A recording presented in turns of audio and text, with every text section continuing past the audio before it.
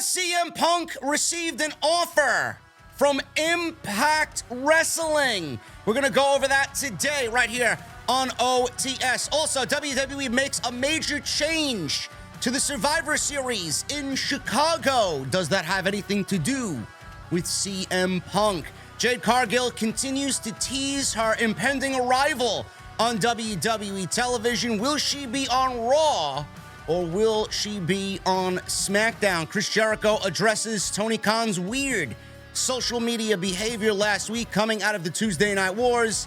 And Mercedes Mone chews out a fan after he embarrasses himself at the New York City Comic-Con. All this plus so much more right here on OTS. So happy to be back for you guys today, bringing you the news. We are going to start off with Survivor Series in Chicago. WWE's made a major change to the Survivor Series. Show is sold out. WWE said, all right, huge demand. We'll open up another 3,000 seats. As previously reported, WWE sold out Survivor Series on October 15th with 12,928 tickets being sold. Now, the original plan was for WWE to have the big Titantron for the show, as they do most PLEs and TV events. WWE has changed that now, as they've expanded the setup, now holding over 15,000 seats and more than 2,700 initially configured tickets. Now they will have a smaller setup, meaning a special stage setup will be in place. And as previously reported by Fightful, they are bringing back War Games. They plan to do War Games at this show, despite the match not being advertised like it was in advance last year. WWE's hot, man. WWE's hot. They're selling out shows across the country. Their PLEs are absolutely must-see television. They have made a huge change, a huge splash with the PLEs, and everything is just up for WWE. I don't know how else to say it. Tickets are being sold left and right. They crashed ticket sites across the internet for Royal Rumble pre-sale. They're on their way to selling out the Royal Rumble before we even get anything announced. And you know, with a Triple H booked WrestleMania season, it's going to be open season for everybody to get in on what is going on there, man. It's going to be crazy. And WWE's hot ticket demand is just continuing. It's a beautiful thing to see, because the more there is interest in the company and what they're doing on TV, you know, we also eat as well on this side of things, being content creators. So I'm excited to see it. Will CM Punk be there? Does that have anything to do with the hope or the dream that CM Punk will make his return to WWE? Nobody knows. With all the rumors going around, nobody really knows anything. But all I know is that Survivor Series is going to be a damn good show, and War Games absolutely never disappoints. So we will see what happens there with the War Games and how they're going to configure the men's teams. Is it going to be Team Cody versus Team Roman after what we saw on SmackDown? Is it going to be a mixture of the Bloodline and Judgment Day against the baby faces led by Cody? Nobody knows. We'll figure it out. That's the great thing about television, man. There's a lot of moving parts, and I'm excited to see what Triple H does going into Survivor Series. Speaking of Chicago, one man that is synonymous with Chicago in the pro wrestling realm is CM Punk. Where is he going to end up? There are a lot of rumors, a lot of talk about him not being wanted by WWE, that WWE has basically thrown it out there that they don't have any interest in CM Punk, that talks are dead for now. They do not want Punk. They denied Punk. They are not going to offer him a contract. You heard this from a couple of different sources. Sean Ross Sapp has kind of doubled down on what he said over on the Fightful side of things. Meltzer has basically said that WWE has denied CM Punk a contract. Nobody knows. Nobody knows. There are only 5 people that know what's going on with CM Punk, and none of them are Sean Ross Sapp, Dave Meltzer, Mike Johnson, Nick Hausman, or anybody else that runs a fucking dirt sheet. Just throwing it out there. And if you don't like that, and you don't like the words that are coming out of my mouth, tough shit. There are only 5 people that know what's going on with CM Punk. Nick Khan, Vince McMahon, Paul Levesque, Ari Emanuel, and CM Punk himself. And maybe Larry. I don't know. Maybe Larry knows what's going on. We should get Jesse on that and see if he could get any information out of Handsome Larry to see where CM Punk is going to end up. I do think that Punk will end up back in the WWE. If it's going to happen at Chicago, that's a great setting for it. If it doesn't happen at Chicago, I don't give a shit because I'm not holding my breath for it to happen at Survivor Series. There could be other things that they want to have happen at Survivor Series. War Games is going to be a big deal. CM Punk being at War Games or at Survivor Series with War Games being held, it may actually take some of the spotlight away from CM Punk. So they may not want him to show up there. There are rumors that Randy Orton could be headed back to the WWE at Survivor Series. That return in itself is going to take some shine and spotlight away from CM Punk. I don't know what they have planned. I don't.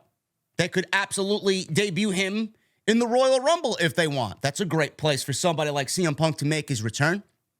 I'd love to see it. But at the end of the day, I do think that he will end up back there before anything happens. That's my prediction. I'd love to see it happen. I'd love to see the chaos on social media. I can't wait to see fans cry from one side to the other about why CM Punk ended up back in the WWE. There is nobody in this realm that is going to convince me otherwise that WWE is not interested in CM Punk. There is money to be made with CM Punk. There are stories to be told with CM Punk. There is a legitimacy and a realistic aspect that he brings to WWE television that is sorely needed. And you're not going to convince me that they aren't foaming at the fucking mouth to get that man on TV to dig the dagger, the knife, into the back of Tony Khan even more so. Giving that man a live microphone to make AEW look like the fucking amateur promotion that they think they are. I mean, that's worth the price of CM Punk's contract to them in itself. Give me a break. CM Punk adds a lot to WWE television. Nobody will convince me otherwise, and nobody from a dirt sheet knows what's going on with CM Punk. But did Impact offer this man a contract? I don't know how you can offer a man a contract, Dave Meltzer or Sapp. I don't know how anybody can turn down CM Punk when he's not contractually able to talk to anybody. I don't understand this. Now, I get it. We all put CM Punk in the headlines because CM Punk's going to get the views and CM Punk's going to get the clicks. I get it. But how can you offer someone a contract when he's not contractually able to talk to anybody about a contract? I don't know, man. I don't know. It's just really ridiculous at this point. CM Punk, 44 years old. He's reached out to WWE about a return since he was fired from AEW, and Punk was reportedly turned down by WWE with the belief that WWE don't feel they need an additional top star at the moment. Sure thing, man, sure thing. The belief was Impact Wrestling were interested in Punk, though, and Josh Alexander has said in the past that Punk would be welcomed into the promotion. Now, in an update from Ibu of Wrestling Purists, my guy, he's doing some good work over there, has revealed that Impact did reach out to Punk and make him an offer. How Punk responded is unknown at this time. Punk previously wrestled for Impact, then known as TNA, in 2003-2004. He was part of the Ravens Gathering stable. Punk was also backstage at Impact Wrestling Spring Slugfest tapings in Chicago, and he was in a good mood. He was in the locker room. He played Uno with some of the members of the locker room and was there to support Trinity Fatu on her new role, leaving WWE and being the new addition to the Impact women's wrestling division. So that is there, and a lot of people were speculating why he was there in the first place, and that he's good with the locker room. He could end up back there, and that's the reason why he was there at that time. He was in the Impact locker room to support Trinity and her new venture into the Impact women's wrestling division. Now, I will say this. Does Punk have options? Of course he's got options. He's CM Punk. If he still wants to do this, someone will give him the opportunity to do it. Do I think he will end up back in WWE? Yes, I do think that he will end up back in WWE. Could I see him with Impact? Honestly, I could see him with Impact if WWE really doesn't want him.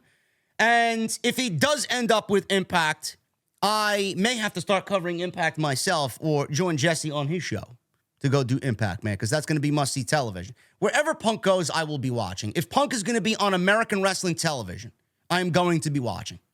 That's just the basis of it.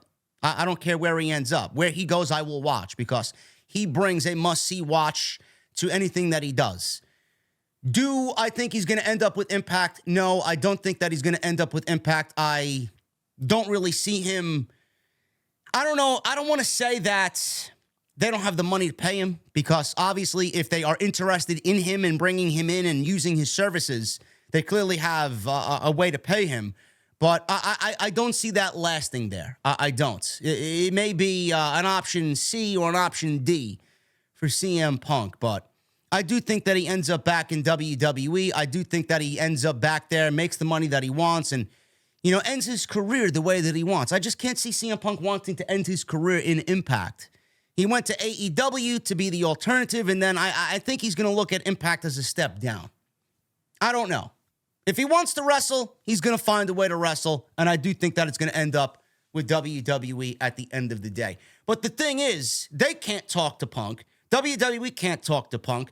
And Impact has taken the first step because CM Punk in the past has always said, if you want my services, come to me in a respectful manner, show me that you're interested, bring me something, reach out to me, and I will be willing to talk. He wants the other party to be interested in him, and he will make time to talk. So Impact threw out the reel, they threw the line out there, and they hope CM Punk bites. That's what they did. And I respect them for doing that. You want something, you go and fucking get it. You make strides to go and get it. I don't think WWE is going to reveal their cards to you at this time because they want it to be a surprise, and they're a major promotion. They're not going to have anybody go out there and reveal this and kind of break the whole fucking surprise and make it predictable. They're going to hide it. However, they're going to hide it. They're going to dumb it down. They're going to reach out to the dirt sheets and fucking have them spew some weird narrative that they're not interested, which I know is bullshit. But Impact has made the strides. I respect that. If he ends up over there, great for them. I'll watch. But I don't think he's going to end up with Impact Wrestling. I just don't. Jade Cargill. She continues to drop teasers about her WWE future. She tweeted this. And a lot of people are asking, well, what brand is she going to be on? Well, nobody knows. Mike Johnson of PW Insider said that she will be headed to the Raw brand. But I don't really know what's going to happen there with Jade Cargill. She's been teasing her WWE arrival and WWE future. And Jade Cargill, she's been on TV. A lot of people are asking why WWE is using Jade Cargill the way that they are using her. They want her to remain in the public eye. They signed her. They rolled out the red carpet via ESPN. She's on Raw. She's on SmackDown confronting Charlotte and Becky Lynch. She was at the end of NXT looking at her watch, meaning she's coming very soon. Who knows what the woman's going to do? But on Twitter, she teased making her official debut in the ring. She shared photos from outside of WWE's new headquarters and said how red would look good on her, obviously making a reference to Raw. So who knows where she's going to end up? I don't know. I just hope that when she does end up on the main roster, she's ready to go. So we will see what happens with Jade Cargill. People are getting excited about seeing her on TV. And I do think that she will end up on the Raw brand because if you put her on SmackDown, I think that may offset SmackDown over Raw. I think her services and star power could be much needed on Monday Night Raw. Mercedes Mone, speaking of female professional wrestlers, she chewed out a fan at the New York City Comic-Con over rumors about her WWE departure. We all know why. Sasha Banks left WWE with Naomi back in May of 2022. Now, I went into detail about this. I've spoke about this many, many times before.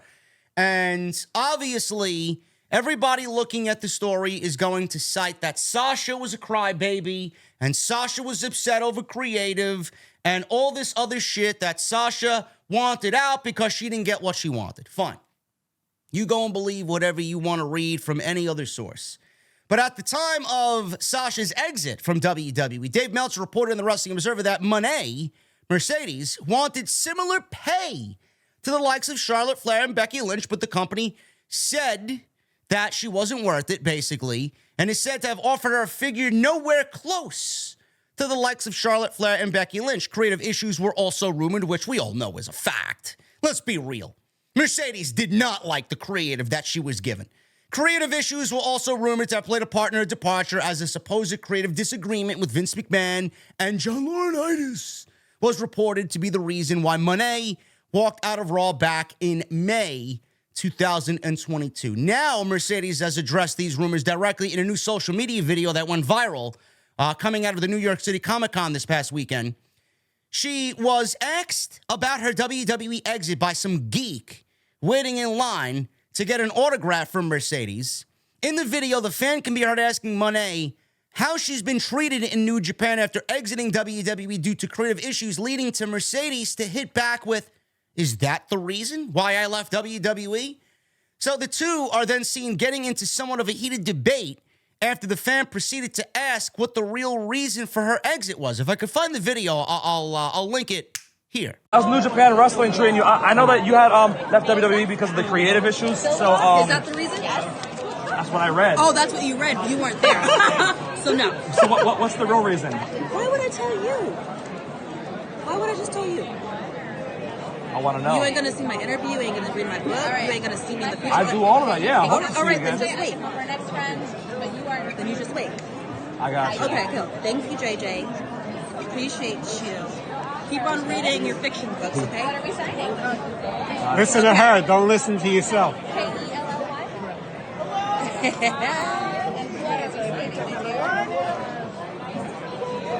Thank you very much. Now, as you see, Mone questioned why she would tell him before sarcastically encouraging him to keep reading your fiction books. Now, I've spoke about this several different times. Mercedes left WWE for multiple reasons. One of them being creative. If you don't think that this woman left WWE due to creative reasons, or that being one of the reasons why she left WWE, you're an idiot. She absolutely was discouraged and pissed off about WWE creative and the way that they handled her run, whether it was as women's champion or women's tag team champion. They made her promises that they did not keep. Yes, she left because of creative reasons. That's one of the reasons. The other reason is because they did not want to pay her. The old administration, meaning Vince's administration, was not ready to give out that type of money to Mercedes because they never looked at Mercedes as they do Charlotte and Becky. It's fact. So yes, cash and creative were two of the reasons why Mercedes walked out of WWE. Do you want to know the other reason why she walked out of WWE? And I always mention this. Everybody that reported this story always went to Mercedes walking out and then Naomi following her, and then they both ended up quitting. What happened there? Did that happen?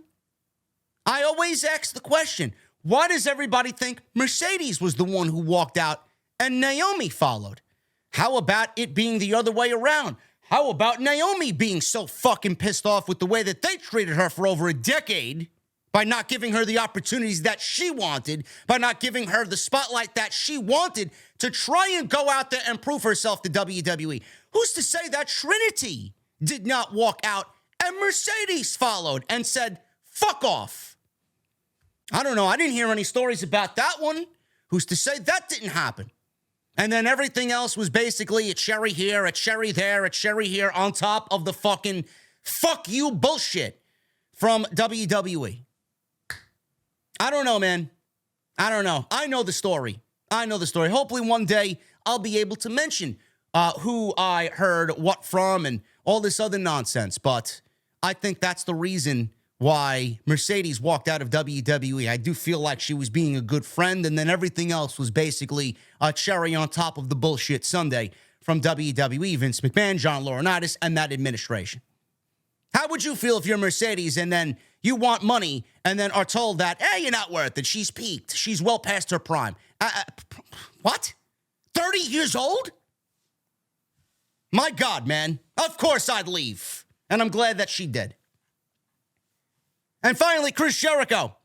He's talked about Tony Khan's behavior on social media after last Tuesday's Tuesday Night Wars. He says he's going to do what he wants to do. Now, Tony Khan took shots at Vince McMahon, Triple H, Shawn Michaels, John Cena, and The Undertaker on social media after the Tuesday night ratings came in, where AEW predictably were going to lose and did lose to NXT, who loaded the show up and booked one of the most hot-shotted shows in company history to make AEW look bad on Tony Khan's birthday. Yes, they're going for TV rights deals, and they want to shill whatever their ratings are to the new home of NXT and Raw. Hey, look at what we do on Tuesday nights. Yeah, great. We all know that's one of the reasons. But if you don't think they did what they did to AEW because they wanted to make AEW look bad and say, ha, ha, ha, look at us, you're a complete fucking idiot. They absolutely did what they did on purpose, and it was nothing more than a desperate act and an attempt to make AEW look bad. Now, Chris Jericho said this when he was asked about Tony Khan's comments following the tweets last week where Tony Khan basically was a crybaby on social media. I quote, "I learned years ago that bosses are going to be bosses and billionaires are going to be billionaires. I've been working for billionaires for 25 years at this point. You can't control Tony Khan. He's going to do what he wants to do, and God bless him. He created the company. He runs the company. He also grew up in the social media era. He got into wrestling via message boards online. He's going to be attuned to that.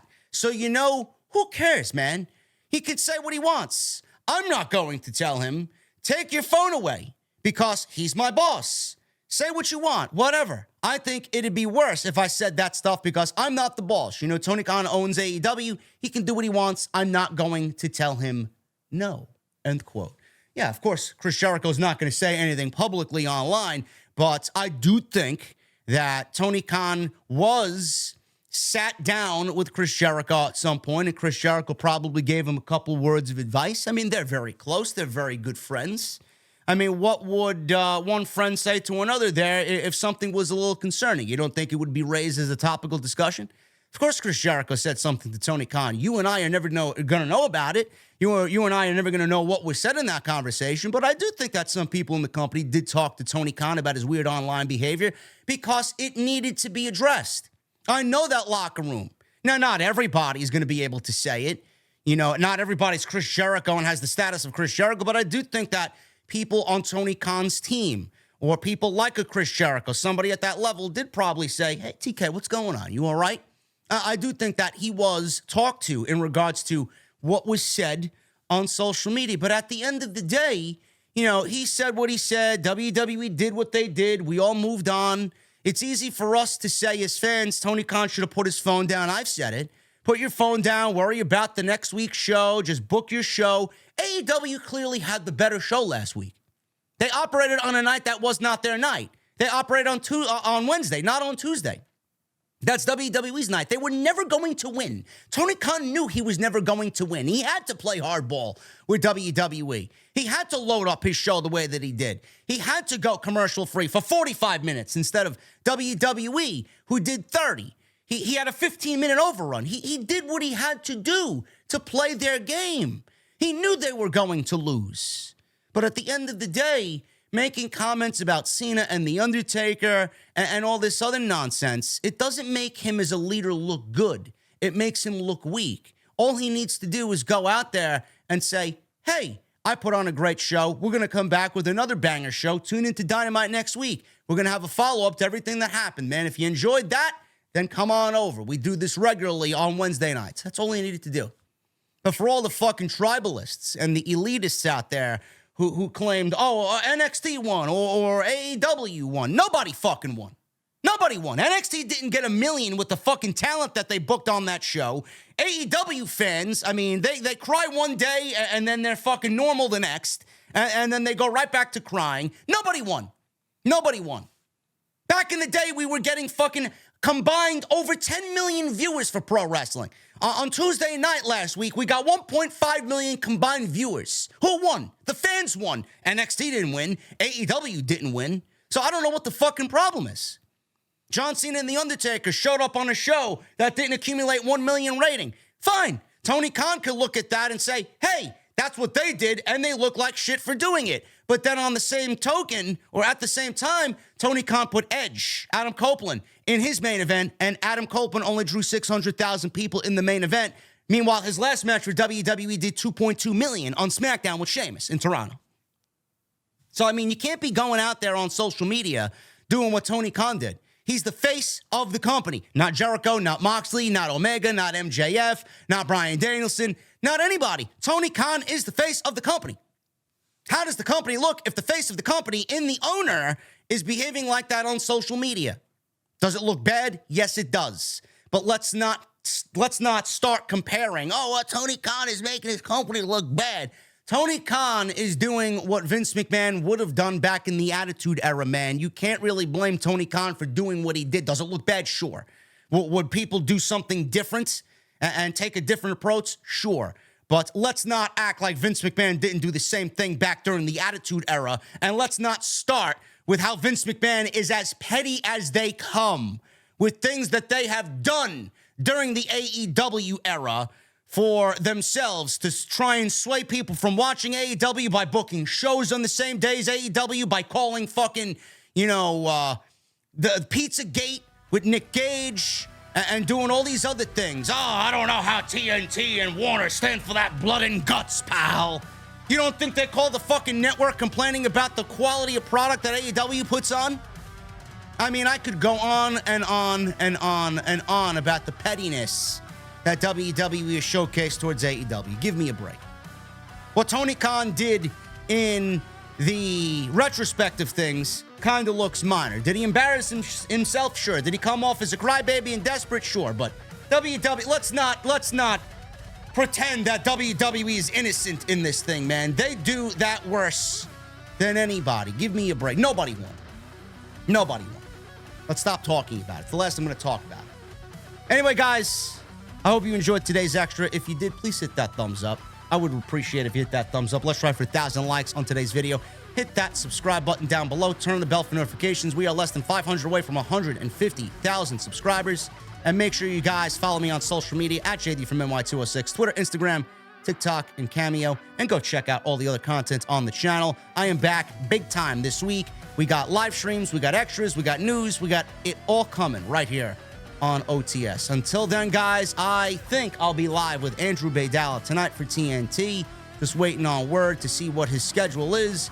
Either way, if I'm not live with him, I'll be live tonight myself with the news right here on OTS. Until then, guys, take care. Have a great Thursday.